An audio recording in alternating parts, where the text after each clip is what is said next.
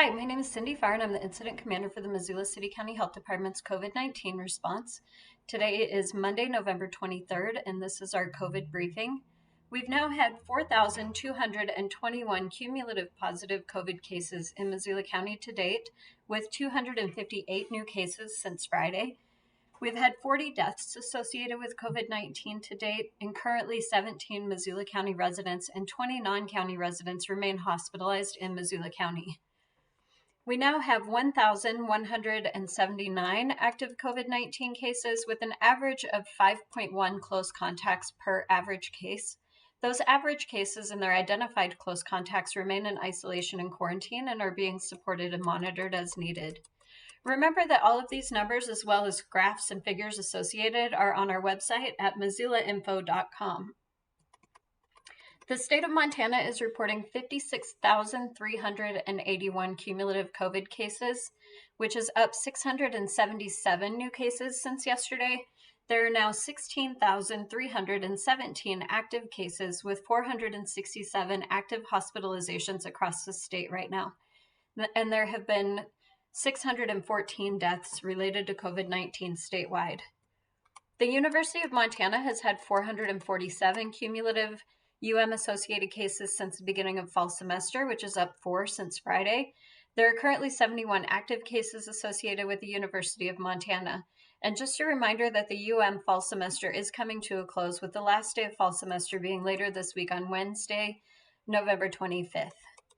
Today, I'm going to talk about the incidence per 100,000 people here in Missoula County, some systems changes at the health department, and I'll discuss what long COVID is, and also discuss some safety recommendations for Thanksgiving holiday. First, let's look at our primary indicator. The goal with the increased restrictions was to get our average daily incidence rate to 25 cases per 100,000 people or below for 2 consecutive weeks. Currently, we're still at 77 cases per 100,000 people in Missoula County.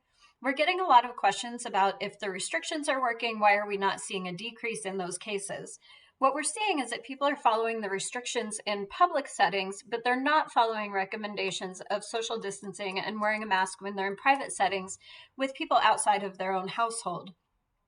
While we recommend that you keep your social circles small, we still recommend that you practice that 6-foot social distancing and wearing a face covering whenever possible in order to prevent the transmission of COVID-19. Next, I'd like to announce that at the health department, we have now transitioned to a new software system called Sarah Alert for contact tracing. This is the same system that some other counties in our state and other places across the nation are using for contact tracing for COVID-19. This should help us to complete the case investigation and contact tracing much more quickly.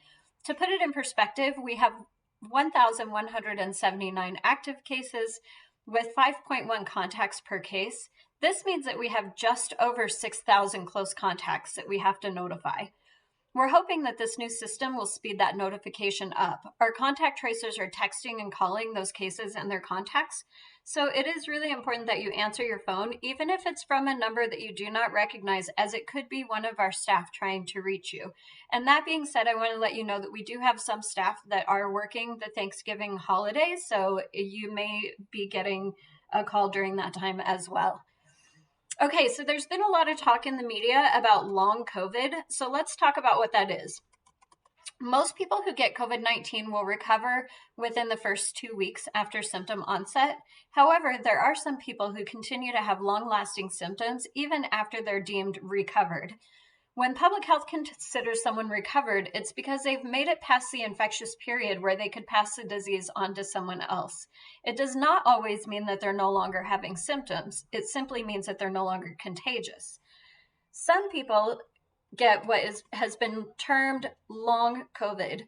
These people get COVID symptoms, and some of those symptoms can continue for months after they're no longer contagious.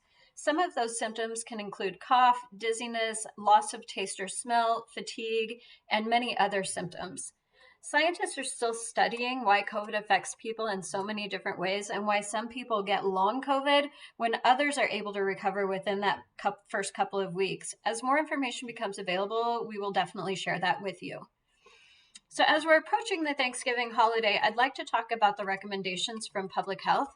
First, we know that Thanksgiving is going to look a lot different than usual this year due to being in a global pandemic.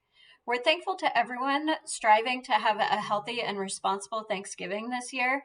The CDC says limiting gatherings to one household and canceling all travel plans is the safest option this year.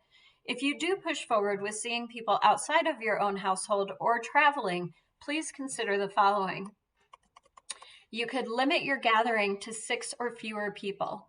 Limit your gathering to only 2 households. Wear masks while indoors at all times unless you're actively eating, and stay 6 feet apart from those who do not live with you.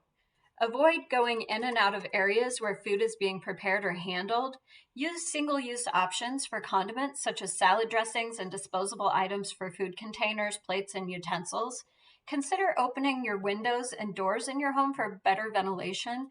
And if you travel, please quarantine yourself and/or your family for 2 weeks after you return home from traveling. We want to thank everyone out there for doing what you can to prevent COVID transmission in our communities. Continue to practice 6 feet of social distancing, wearing a face covering, wash your hands frequently or use hand sanitizer when soap and water are not available, and please get tested right away if you develop even mild symptoms that are consistent with COVID-19.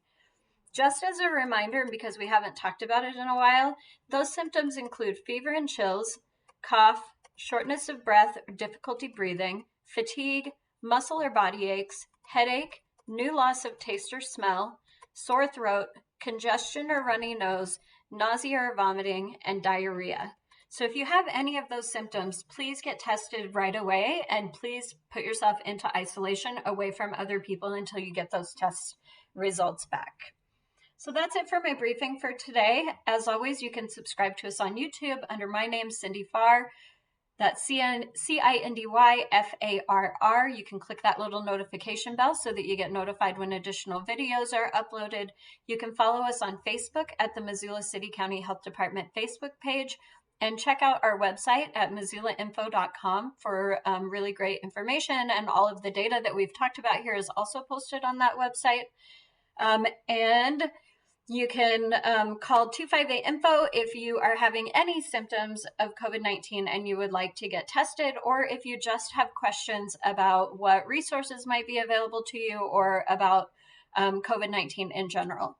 So thanks, everybody, and until next time, stay healthy.